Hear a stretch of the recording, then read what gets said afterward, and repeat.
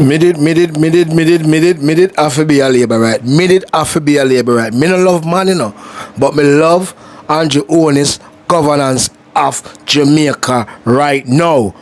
Now, Uno PNP walk and tell P lie. So me not interested for Uno come over here to question me I say and comment on what me I say. Me tell you what we did it over here already. We don't talk facts over here. We speak with mind. Our mind is the truth. The truth, but nothing else the truth. So big up all of the Jamaica Labour Party supporter them. If you support Andrew Holness on a third term, comment JLP, comment some green art, just comment anything you like. Because today, me see Andrew Holness come back down in a Ochereas, down in one place named Exchange. Exchange people, big up on yourself. Big up on yourself, exchange people. Every day, we ask Mark Golin, what is it him have for the nation? What him have for the future of Jamaica? What him plan? What is his manifesto? And he say everything when put on the table is either broke started already, it's in the pipeline, it complete, or it's some initiative I go about it. Mark Golin, you don't have no plan. Only little people have run up on like chicken head and don't read and don't research and don't follow the development of the country and play hard. And to be honest, me think on follow it, Me think on know what I'm going, but conceited and bad mind. Bad mind. But JLP people, me I beg on. The JLP people, me I beg on. The JLP people, me I criticize to ono. But when you listen to that video where the Prime Minister give a speech down at the water announcement to the for pineapple exchange or exchange, anything you want to call it, or Ochereas. You understand me? Listen what the Prime Minister say. You must look into to decide. The Prime Minister never tell you to vote for you. It's not strange. Remember, everybody has said, vote for Andrew Holness, vote for the Prime Minister, vote for the Jamaica Labour Party. Today, me hear something different from the Prime Minister.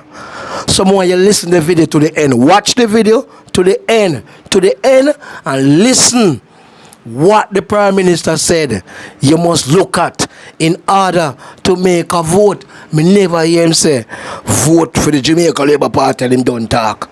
Him tell you why you're supposed to vote. Listen carefully, people. Me heart full. People, me want cry. People, me all a laugh. People, that speech touch me. Especially down at the line where the Prime Minister tell you, the nation, people, listen to this. About 90% of the Jamaican population has access to potable water, which is not bad, but it really by now should be 100%, should have access to potable water. But I want you to consider that for the last 50 years, the NWC and the municipal authorities have not been in a position to be able to make the consistent, uninterrupted investment in water to get us to the 100% of the population having universal access to water. So even though we are at about 90% having access to water, if you were to say how reliable is this access, then you probably go down to about maybe between 75 and 80% of the population having access to reliable potable water, meaning that they have access to water more than 3 or 4 days of the week.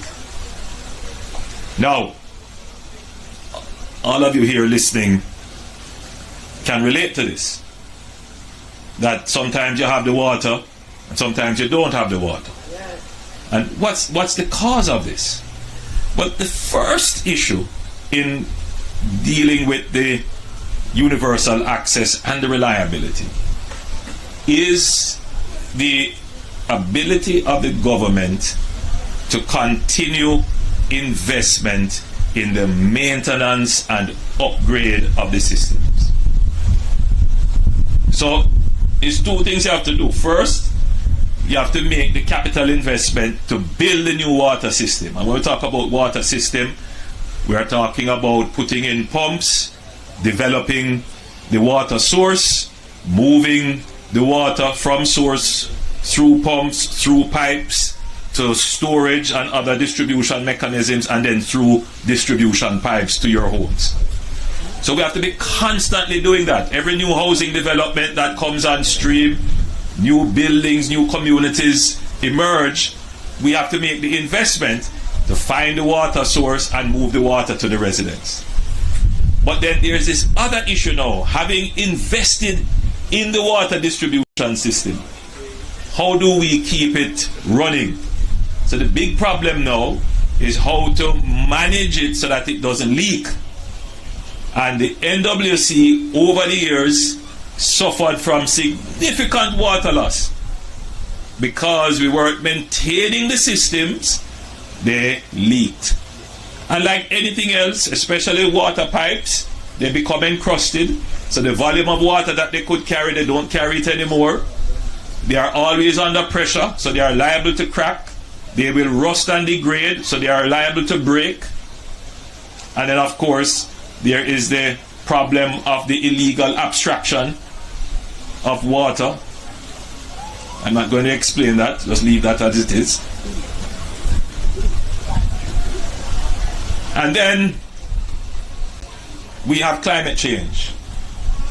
So sources that we had developed for water are no longer supplying the quantity and in sometimes the quality. Sometimes we have saline intrusion, sometimes the water becomes brackish and it's no longer a good source. So with all of those things, the government has to have two streams of investment. The first stream is to build new water system. So a housing scheme is being developed, we have to build a new water system there. Sometimes we see a community just pop up out of nowhere. Of course, informal settlements, we have to put new water system. And then for communities like Exchange, which are established communities, the systems are degraded over time, they are not functioning properly, we have to invest in them. Now think of it. Where does the government get the money to do this? Where does it come from? There's no secret stash. The government can't go and pick leaves off the tree and say, all right, let's pay 16 million leaves to put in these pipes. No. The government gets its resources from the taxes you pay. So what happens is that the government takes some resources out of the economy that you create. And if there is no economy, then the government can't make the investments.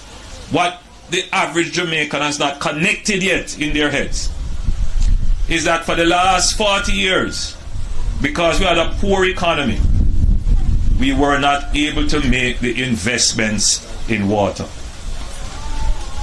I challenge you to go and do some research and just go and look back at the papers for the last 20 or 30 years. It's easy, you can go online and do that. Or just put in a Google search, communities protest lack of water. And you will see a constant stream of news coverage about persons complaining about not having water. What should strike you then is,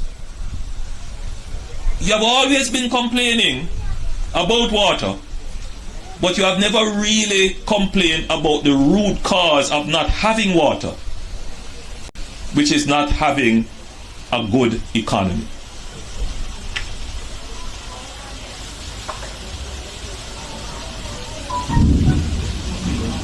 Because if you were to also, for the last 20 or 30 years, just Google the state of the Jamaican economy, you would also come up with a whole series of articles telling you the parlous state of the Jamaican economy. The government has no money.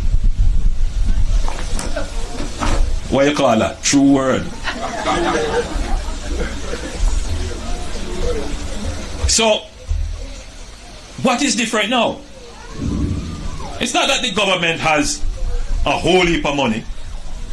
What is different now is that you have a very mindful and thoughtful government that recognizes that to solve your problem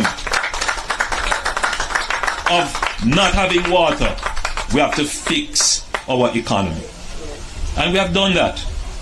We have done that. My fear is that because Jamaicans haven't made the connection as yet, they are going to believe that somehow the water that they want, the road that they want, can just be achieved via a snap of a finger. And the political pressure that that creates will cause politicians to lose focus on the proper management of the economy. And when that happens, the economy gets destroyed, and the very thing that you wanted, that new water supply, the road repair, you will never get it because they have destroyed the economy. Your job as the voter is, yes, to make the protest about the water and the road and the school and the bus, but more so is to watch what the government is doing in the management of the economy. And there are a couple areas that you should look at.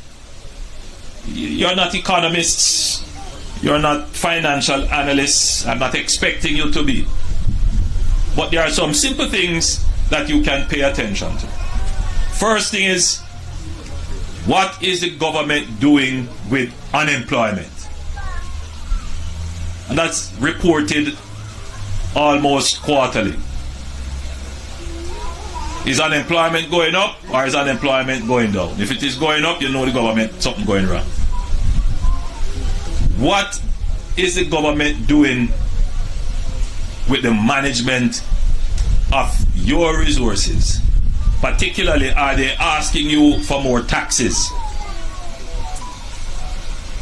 And if you are being asked to pay more taxes without showing you some new project or some new effort or some new massive investment that the government is going to make, then you know that the new taxes are basically to cover up government failure in the management of your resources.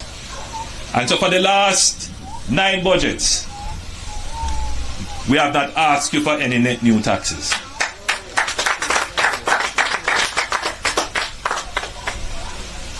And there are other things that you can look at to see how the government is managing. What is the government doing with the debt?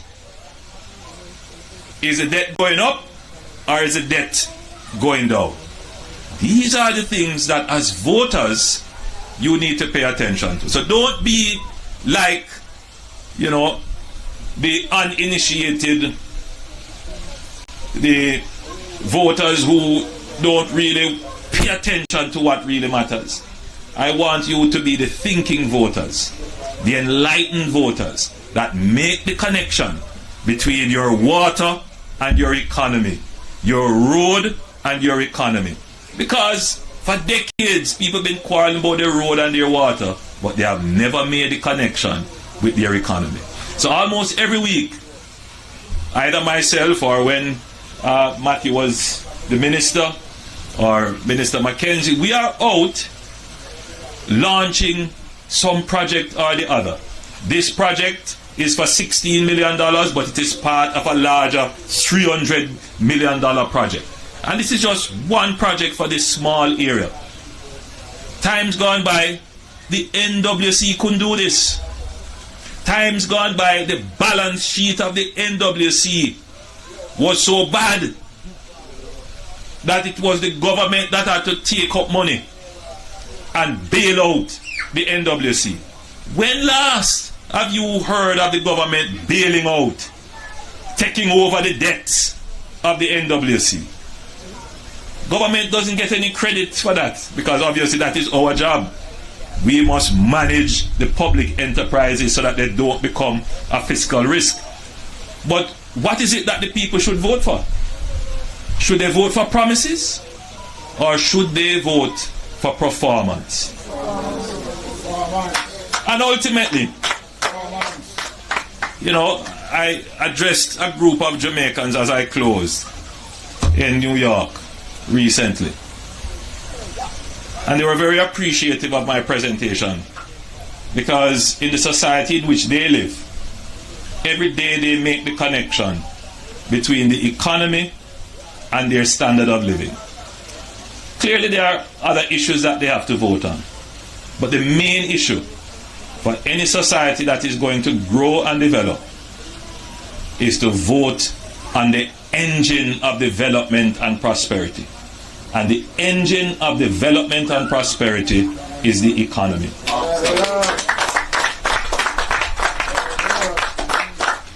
Those voters who just want to hear sweet words and promises, they will vote for anything and they will probably get nothing. And that is the reality of the Jamaican experience. We have been very good stewards of the resources of the people of Jamaica.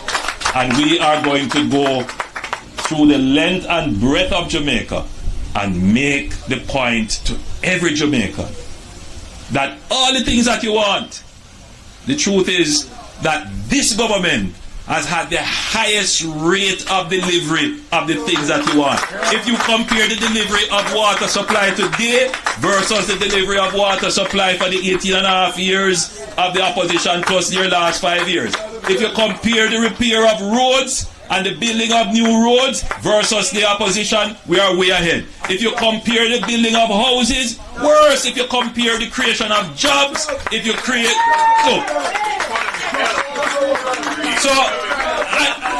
So when I see Paul and people talking, I wonder, where is the rationality?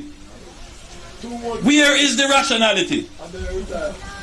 There's no rationality. My conscience, you know, is clear and my heart is clean. I have discharged my duties as Prime Minister of this country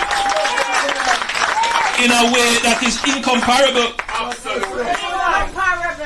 So, as I stand here to again launch another project, we say to the people, make sure that you make the wise choice. I thank you for being such a very attentive audience. God bless you.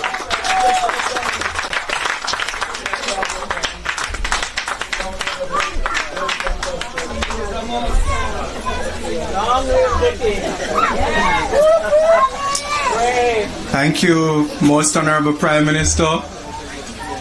Come on, put your hands together one more time.